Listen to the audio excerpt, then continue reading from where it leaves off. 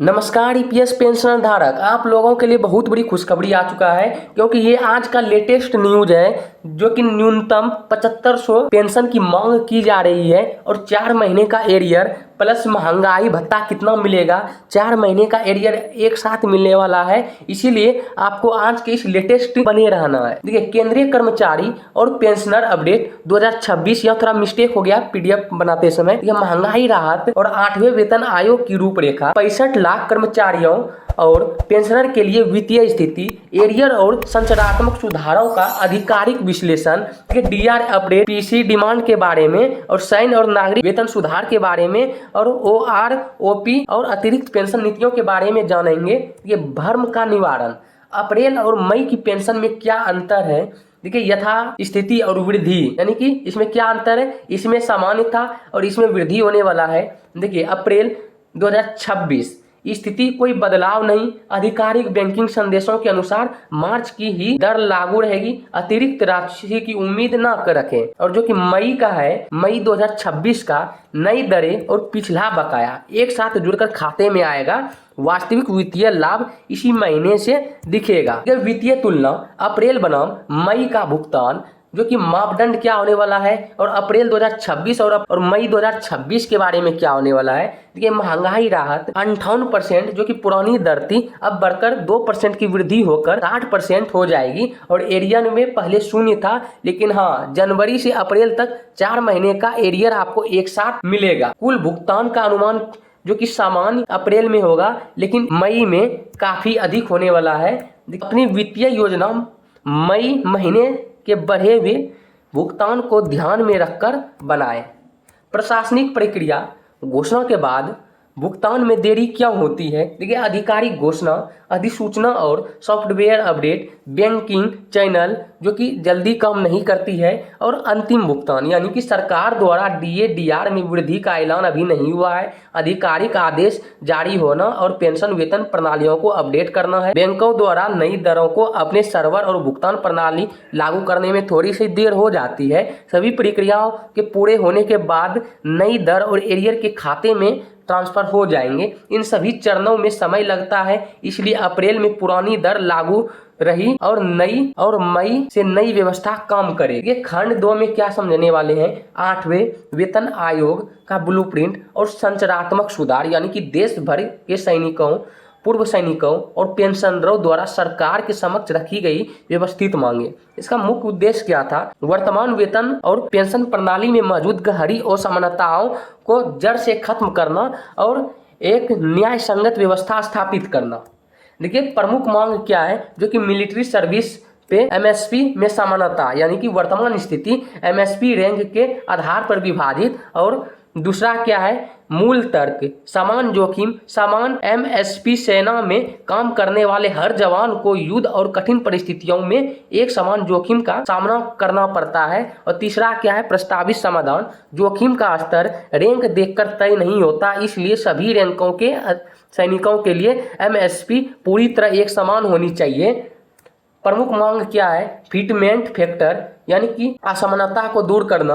वर्तमान समय में क्या है समस्या, वर्तमान व्यवस्था उच्च रैंक के अधिकारियों को अधिक लाभ देती है, जिससे निचले और उच्च स्तर के कर्मचारियों के बीच वित्तीय खाई लगातार चौड़ी हो रही है। और जो अब सुधार जो होने वाला है, देखिए, विकल्प ए में निचले रैंक के कर्मचारियों के लिए अधिक फिटमेंट फैक्टर लागू किया जाए और सभी कर्मचारियों निचले से उच्च स्तर तक के लिए एक समान फिटमेंट फैक्टर तय किया जाए। तीसरा प्रमुख मांग क्या है, पे लेवल्स और सिविल सैन्य समानता, यानी कि देखिए, आधारभूत सुधार, एक सिपाही के शुरुआती वेतन स्तर को बढ़ाकर सीधा पे लेवल 5 करने का मजबूत प्रस्ताव और श्रृंखलाबद्ध प्रभाव। इसके लिए इसके आधार पर अन्य सभी ऊपरी रैंकों के पे लेवल में भी अनुपातिक सुधार किया जाएगा।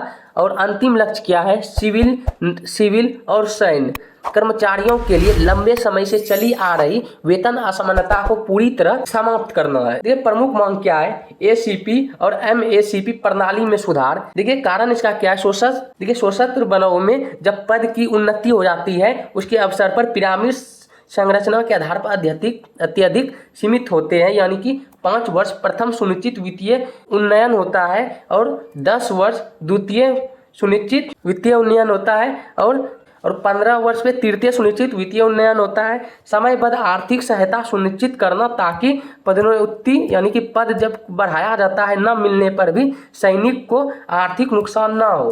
प्रमुख मांग 5वां क्या है? न्यूनतम गारंटीड और डिसेबिलिटी पेंशन यानी कि न्यूनतम पेंशन, हर रैंक के लिए एक न्यूनतम गारंटीड पेंशन तय हो। उद्देश्य किसी भी पेंशनर को गरीबी रेखा या आर्थिक तंगी की स्थिति का सामना न करना पड़े। डिसेबिलिटी पेंशन यानी कि रैंक के आधार पर भेदभाव खत्म होनी चाहिए। तर्क, चोट या विकलांगता का प्रभाव और दर्द रैंक देख कर नहीं आता, इसीलिए डिसेबिलिटी पेंशन की राशि सभी के लिए एक समान होनी चाहिए। 8वां मांग क्या है? OROP विसंगतियां और ऐतिहासिक सुधार। 2006 से पहले रिटायर हुए पेंशनरों को वर्तमान के सभी वित्तीय लाभों में पूरी तरह शामिल था, लेकिन रैंक 1 पेंशन की मौजूदा विसंगतियों और तकनीकी खामियों को तुरंत दूर करना है। रिजर्व पेंशनरों को योजना के दायरे में लाना है और प्रीमेच्योर रिटायरीज जो कि रिटायर हो चुका है को समान अधिकार और लाभ देना है। ये पेंशनर कल्याण आयु आधारित अतिरिक्त पेंशन वर्तमान नियम लाभ 80 वर्ष की आयु से शुरू, जो कि अगर आपका उम्र 65 वर्ष है तो आपका पेंशन में 5% का वृद्धि होगा। इसी तरह 70 है तो 10% का वृद्धि होगा, यदि 75 है तो 15% का वृद्धि होगा, यदि 80 है तो 20% तक का वृद्धि होगा। यह वृद्धिशील व्यवस्था 100 वर्ष की आयु तक इसी अनुपात में जारी रखने का प्रस्ताव है। ये परिवार और विधवा पेंशन सुधार, आर्थिक सुरक्षा, फैमिली पेंशन के बुनियादी ढांचे में सुधार की तत्काल आवश्यकता है। विधवा कल्याण, विशेष रूप से विधवा पेंशनरों के लिए बेसलाइन सपोर्ट बढ़ाना ताकि उन्हें वृद्धा अवस्था में सर्वोच्च आर्थिक और सामाजिक सुरक्षा मिल सके।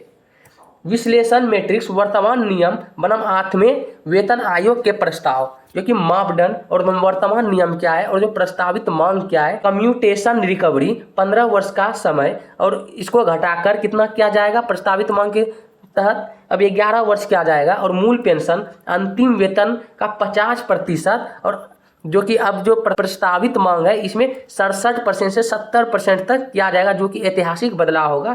DADR वृद्धि फार्मूला, जो कि वर्तमान में है मौजूदा और निश्चित फार्मूला है, लेकिन हर 6 महीने में न्यूनतम 5% से 7% की गारंटी वृद्धि होने वाली है।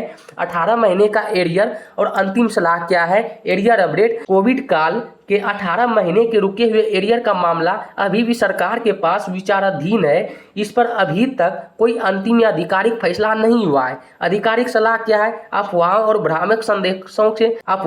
भ्रामक संदेशों से सावधान रहें। अपनी वित्तीय योजनाएं मई महीने के स्पष्ट टाइमलाइन के आधार पर ही बनाएं। केवल आधिकारिक सरकारी अधिसूचनाओं पर भरोसा करें। देखिए, इसीलिए आपको यह वीडियो को अंत तक समझना है। अगर समझ में नहीं आया है तो फिर से आपको यह वीडियो एक बार देख लेना है। तो मिलते हैं अगले वीडियो में जब यह प्रस्तावित हो जाएगा। तब तक के लिए जय हिंद, जय भारत, वंदे मातरम, धन्यवाद।